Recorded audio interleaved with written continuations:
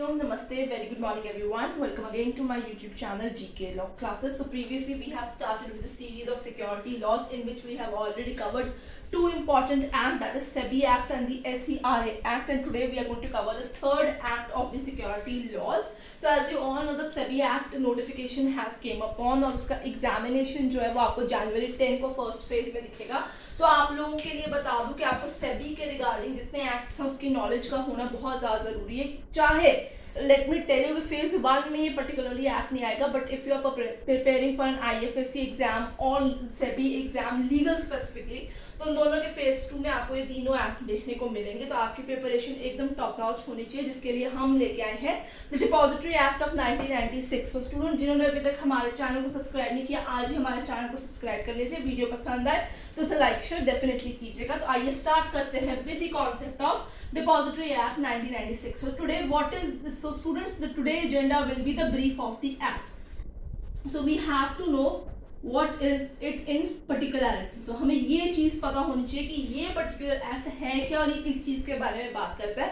तो आज की video from the name itself आप इजीली समझ पाएंगे कि आज जो है हम सिर्फ ब्रीफ ऑफ द एक्ट को ही अंडरस्टैंड करेंगे.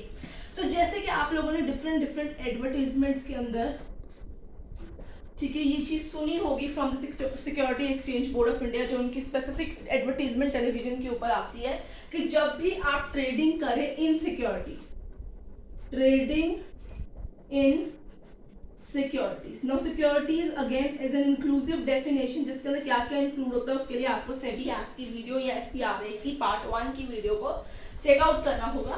सो उनकी एडवर्टीजमेंट में ये चीज स्पेसिफिकली मेंशन की जाती है that trading in security should mandatorily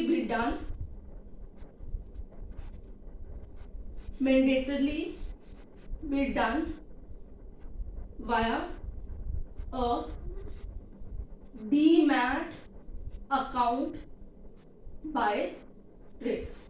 जिसने भी सिक्योरिटीज के अंदर काम करना है या जब भी कोई भी पब्लिक लिस्टेड कंपनी है उसने अपनी सिक्योरिटीज को पब्लिसाइज करना है, मार्केट में लोगों को कहना है कि पैसे हमारी कंपनी में इन्वेस्ट कर, तो जितनी भी इन्वेस्टमेंट, जितनी भी ट्रेडिंग होएगी in the securities in the security market has to be done into a demat account. तो इन डीमैट अकाउंट के अंदर ट्रेडिंग सेटलमेंट की जिम्मेदारी, इलेक्ट्रॉनिकली ट्रांसफर सिक्योरिटीज की जिम्मेदारी किसके पास होती है?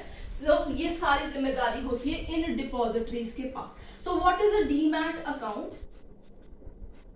ये कंपल्सरी जब भी आपने शेयर मार्केट में डील करना है तो आपसे कंपल्सरी कहा जाता है कि एक डीमैट अकाउंट खोलिए. ये डीमैट अकाउंट आप लोग डिपॉजिटरीज के पास जाके खुलवाते हैं. There are those kind of registered depositories traders जिनका बेसिक काम क्या होता है कि आपकी जो सिक्योरिटीज हैं उनके कागजात को इलेक्ट्रॉनिक फॉर्मेट में अपने पास सेफ रखते हैं, उनमें ये ट्रेडिंग करते हैं, सेटलमेंट करते हैं और ट्रांसफरिंग कर देते हैं उनकी. So demat account is a dematerialized account. तो जब भी आप डिपॉजिटरी एक्ट को स्टडी करेंगे आप उसमें ये वर्ड डीमटेरियलाइज्ड जरूर सुनेंगे कि सिक्योरिटीज को इस फॉर्मेट के अंदर कन्वर्ट किया जाता है इलेक्ट्रॉनिकली और फिर उनको कहीं ना कहीं ट्रांसफर कर दिया जाता है. दीज डिपॉजिटरीज, ठीक है, ये आपको सिर्फ छोटा सा मैं बता रही हूँ उस चीज के ऊपर कि that in order to trade in a security market आपको सबसे पहले डीमैट अकाउंट चाहिए होगा. वो डीमैट अकाउंट आप जो है ट्रेडिंग किसके पास करेंगे उस अकाउंट के तहत? वो डिपॉजिटरीज कराते हैं. Now depositories, from the name itself one can understand the word deposit. यहां पे क्या डिपॉजिट होगा? यहां पे आपकी सिक्योरिटीज डिपॉजिट होंगी इन electronic format.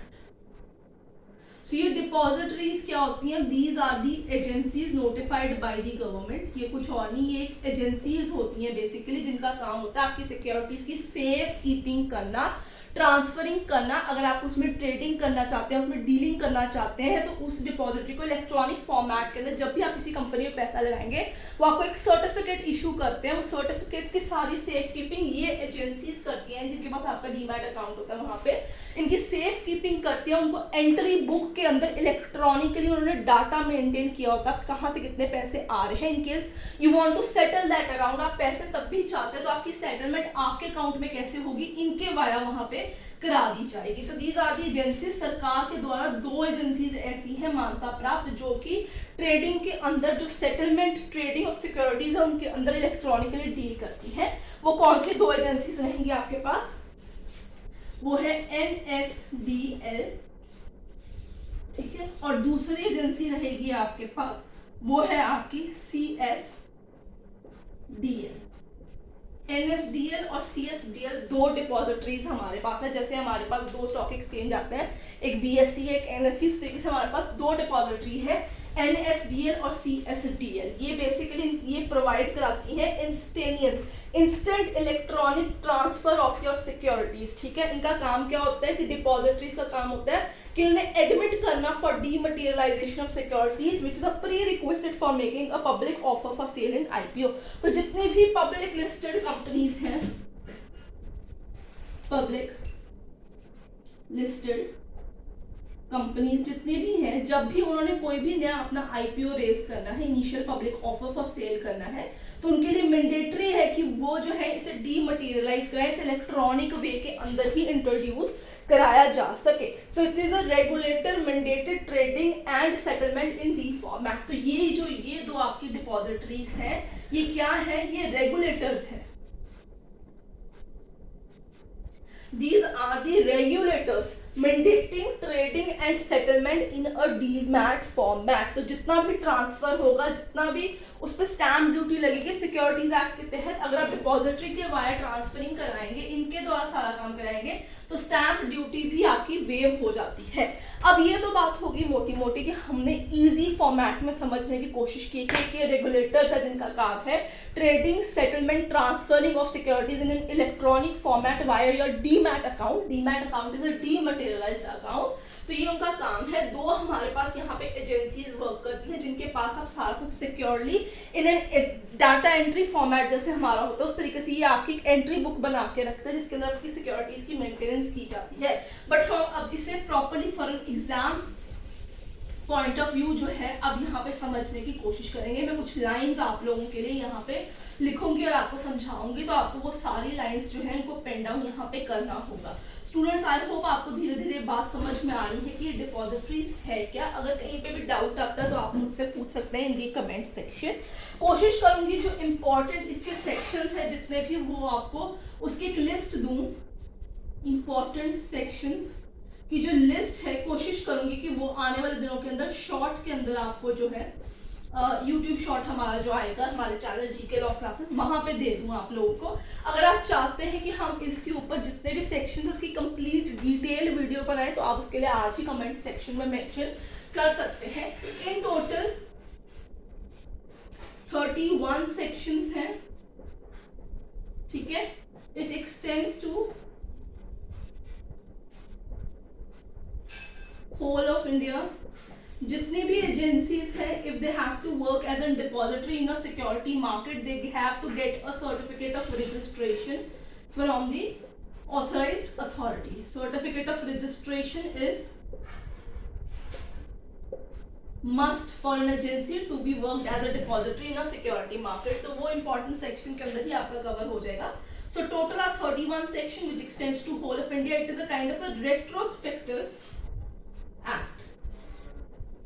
Not in all totality but into a some portion because जिस तरीके से ये लागू होता है with effect from किस तरीके से ये लागू होता है 20th September 1995. Though this act has been of 1996 but ये 20th September उसके पिछले साल से ही लागू हो गया था ताकि proper trading settlement transferring of securities हो जाए इलेक्ट्रॉनिक जो आपकी है सिक्योरिटीज की, ताकि जो स्पीड और एक्यूरेसी के साथ प्रॉपर मेंटेनेंस इनकी हो जाए। तो आप इन पॉइंट्स को भी यहाँ पे पेन डाउन कर सकते हैं।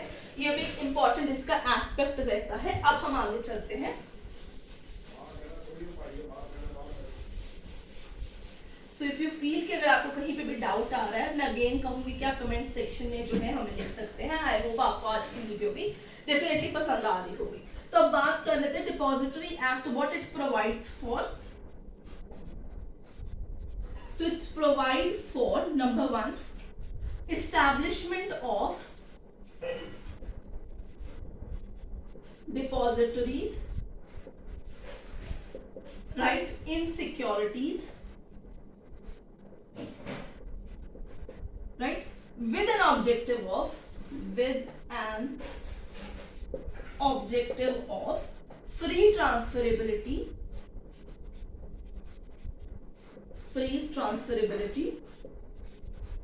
अब फ्री ट्रांसफरेबिलिटी जब यहाँ पे वर्ड आ जाता है तो लेट मी टेल यू कि जो इस पे स्टैम्प ड्यूटी है वो वेव्ड है.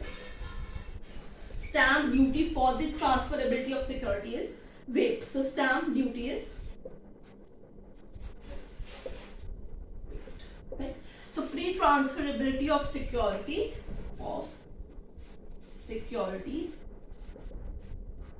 with speed and accuracy.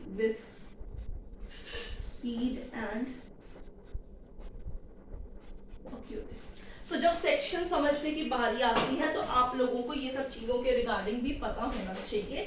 तो यहाँ पे उन लोगों ने बताया है कि इनका मेन काम क्या है, free transferability of security in electronic format, making securities of, क्योंकि यहाँ पे ज्यादातर पब्लिक लिस्टेड कंपनीज की ही बात की जाएगी इस एक्ट के अंदर. सो मेकिंग सिक्योरिटीज ऑफ, आप लिख सकते हैं लाइंस को, ये आपको हेल्प करेगी अंडरस्टैंड करने में.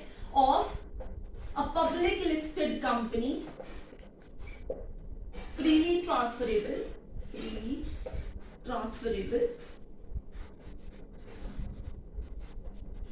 With certain exceptions. ठीक है ना, एकदम से कंप्लीट नहीं होती, कुछ एक्सेप्शंस यहाँ पे रहती है. दूसरा काम इनका क्या रहेगा, this is an A, this is an B. dematerializing, again demat word से dematerializing. So dematerializing the securities in depository mode, the securities in depository. तो जो मैंने आपको समझाया बस मैं उसको थोड़ा बाइफर्केट करके इजी लैंग्वेज में इंग्लिश में स्पेसिफिकली आप लोगों के लिए इस चीज को लिख रही हूँ, ताकि आप लोग जब एग्जाम के अंदर इसको स्टडी करें तो आपको किसी भी तरीके का डाउट ना हो. ठीक है. सो इनका अगला काम कौन सा रहेगा, अगला ऑब्जेक्टिव क्या रहेगा, प्रोवाइडिंग, जिस तरीके से मैं लिख रही हूँ आप उसी तरीके से इसको पेन डाउन कर सकते हैं. Providing maintenance of ownership, right? Ownership record in a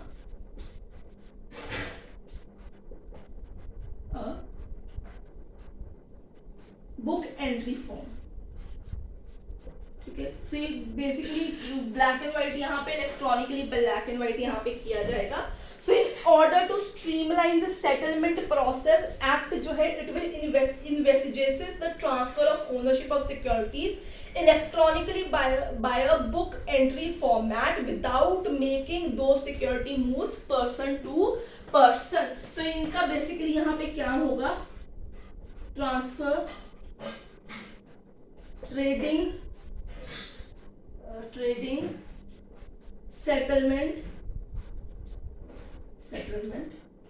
of securities electronically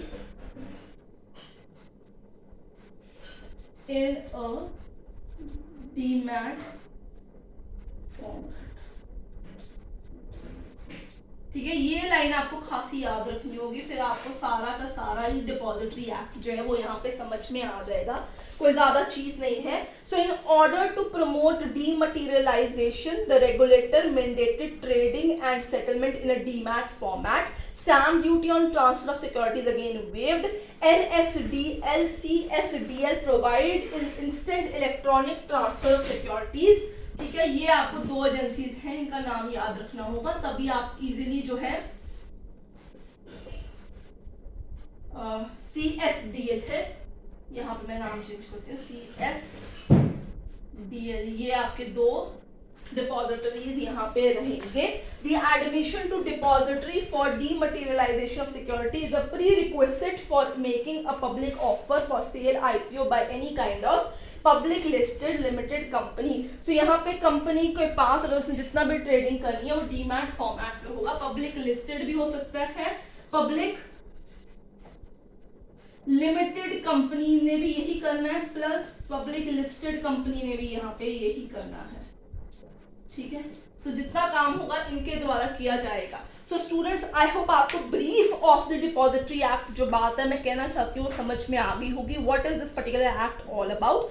important sections की लिस्ट जो है मैं आपके साथ शॉर्ट्स के अंदर शेयर करूंगी. In case you want a full detail video of this act, let me know in the comment sections. So अगर आपको आज की वीडियो पसंद आई हो तो लाइक शेयर डेफिनेटली कीजिएगा. जिसने हमारे चैनल जीके लॉ क्लासेस को अभी तक सब्सक्राइब नहीं किया, आज ही हमारे चैनल को सब्सक्राइब कर लीजिए. आई होप आपको आज की वीडियो जो है वो क्लियरली समझ में आ गई हो. Till then, see you in next video.